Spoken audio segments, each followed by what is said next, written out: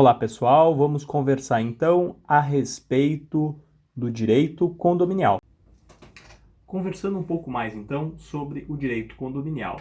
Primeira questão interessante é a gente compreender a noção de fração ideal. Fração ideal quer dizer que nós podemos pegar alguma coisa e quebrá-la em partes menores. E essas partes menores podem ou não ser identificadas. Quando nós falamos em fração ideal, nós estamos falando em um pedaço não identificado de um certo bem ou ainda um pedaço não identificado de uma empresa, um bem, um direito, enfim. Então nós podemos falar, por exemplo, em cotas de uma sociedade limitada, mas assim como nós temos cotas de uma sociedade limitada, e essa comparação é do professor Luciano Penteado, assim como nós temos cotas de uma sociedade limitada, nós podemos ter cotas, pedaços de um imóvel. Esses pedaços podem estar claros, quais são? Esses pedaços podem estar indefinidos. Quando os pedaços estão claros, nós falamos em condomínio pró-diviso. Pró-diviso está dividido, né? Está segmentado, seccionado aquilo que é de cada um. Condomínio pró-indiviso é aquele não diviso, não dividido. Não porque não tenha mais de um dono, mas sim porque os pedacinhos que compõem não são partes definidas, partes claras, mas são juridicamente estabelecidas. Falando um pouco mais sobre o condomínio, é muito importante a gente observar os direitos dos condôminos. Como já referimos em outro momento, os condôminos têm o direito de usar o bem e podem até vender a sua parte, tá? Respeitado o direito de preferência. O que é esse direito de preferência? Já escutou essa expressão? Preferência significa que os outros cotitulares vão preferir, ou seja, vão ter direito na frente de terceiros. E, portanto, esses cotitulares terão prerrogativa de adquirir o bem pelo mesmo valor que for oferecido para terceiros. Não é que eles aparecem na frente e tal, não é uma ideia de ordem, e sim a ideia de que eles têm direito de comprar desde que pelo mesmo preço.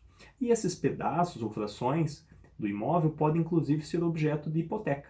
Embora nós em geral pensemos na hipoteca em relação ao bem como um todo, a hipoteca pode recair também sobre cada uma das partes. É porque cada um dos proprietários ou coproprietários ou condôminos, são todos sinônimos, tem os direitos típicos da propriedade, ainda que tenham que conviver ao mesmo tempo de acordo com a destinação que derem. Isso porque a destinação é algo definido em comum e que pode inclusive ser alterado. Essa convivência em comum vai demandar também os condôminos convivam. Essa cotitularidade vai demandar então que os condôminos todos contribuam na conservação do bem, ainda aqueles que eventualmente não deliberaram ou que não participaram. Por outro lado, têm direito à distribuição dos frutos. Há, portanto, uma situação bastante interessante em que não apenas nós temos dois titulares, mas sim pessoas que vão compartilhar a possibilidade de utilizar o bem ao mesmo tempo. Essa situação, inclusive, de condomínio, não se limita apenas a bens das pessoas vivas, mas é também aplicável em relação à herança. Interessante, né?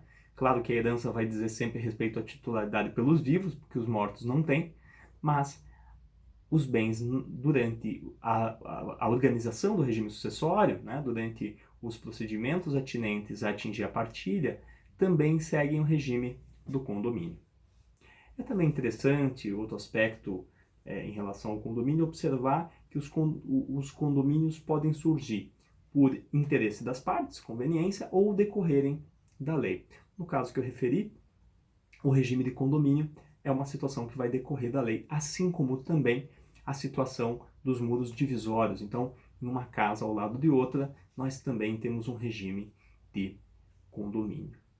A partilha, então, veja que interessante, ela também segue o regime do condomínio. E até que, então, se regularize a herança, os direitos dos coherdeiros são direitos de coproprietários, daí nós aplicamos a sistemática do condomínio também lá em relação ao direito sucessório, por exemplo, estabelecendo o dever de todos de contribuírem com as despesas e também a possibilidade de todos usufruírem das consequências benéficas em relação à herança. Então, a herança sendo uma universalidade, ela gera essa possibilidade de individualização dos bens, mas que só vai ocorrer com a partilha até então, o condomínio. Tá? Então, algumas ideias interessantes. O condomínio também aparece no Estatuto das Cidades, a Lei 10.257 de 2001, e aí nós temos a fração ideal, inclusive decorrente de uma usucapião coletiva, interessante, né? A possibilidade de um conjunto de pessoas adquirirem um imóvel e aí a possibilidade de estabelecer um condomínio. A administração do condomínio compete a um administrador comum, e aí as deliberações seguem o regime do artigo 1325, que eu agora mostro na sequência para vocês.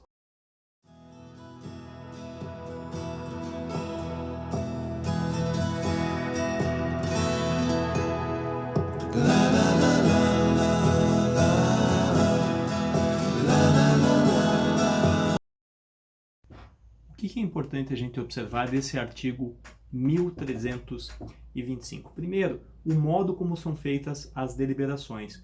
Muita gente imagina, seja no condomínio edilício, aquele de prédio, seja no condomínio geral, que nós estamos conversando, que as deliberações são por maioria de votos, mas na verdade são por maioria de quinhões.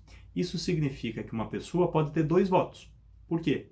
Porque vai depender do tamanho que ela tem. Vamos imaginar uma divisão de um terreno em 4 partes, da qual nós temos um titular com 1/4 e um segundo titular que tem 3/4, tem 75% do terreno. Esse titular que tem a maior parte prevalecerá nas decisões, porque ele tem 75%. Veja então que as deliberações são vinculativas, como nós observamos no parágrafo 1º, mas ao mesmo tempo elas não são feitas de forma nominal, chamando cada pessoa para que faça.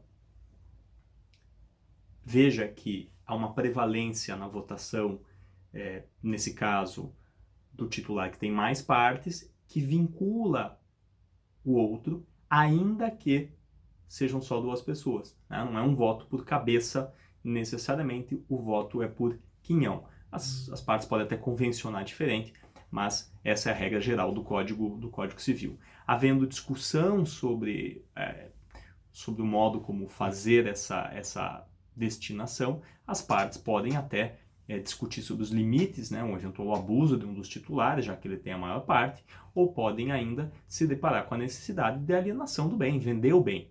Tá? E se essa venda não for possível de uma parte para outra, que é o cenário ideal, pode-se cogitar até mesmo na alienação judicial do bem comum, que é uma das maneiras de extinção dessa cotitularidade. Ela pode se extinguir pela compra do imóvel por um dos titulares reunindo as partes dos demais, pode se extinguir também pela alienação, seja ela amistosa ou forçada pela via judicial.